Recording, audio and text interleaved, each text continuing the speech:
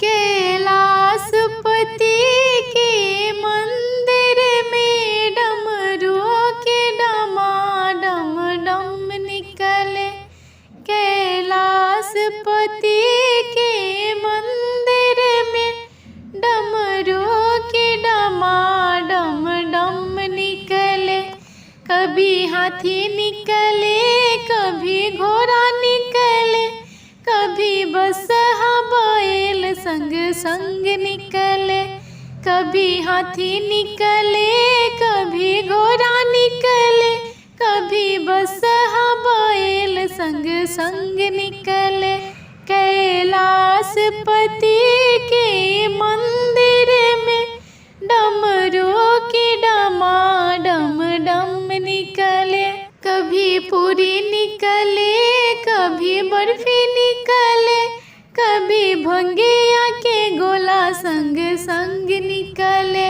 कभी पूरी निकले, कभी बर्फी निकले, कभी भंगिया के गोला संग संग निकले।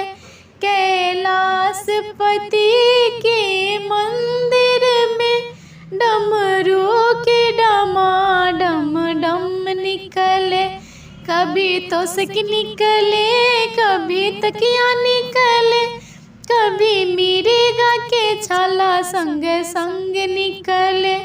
कभी तोशक निकले, कभी तकिया निकले, कभी मिर्गा के छाला संग संग निकले।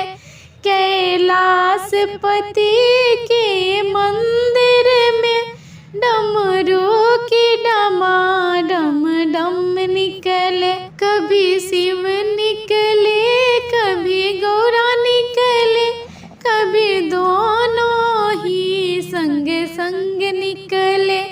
कभी शिव निकले, कभी गौरा निकले, कभी दोनों ही संग संग निकले।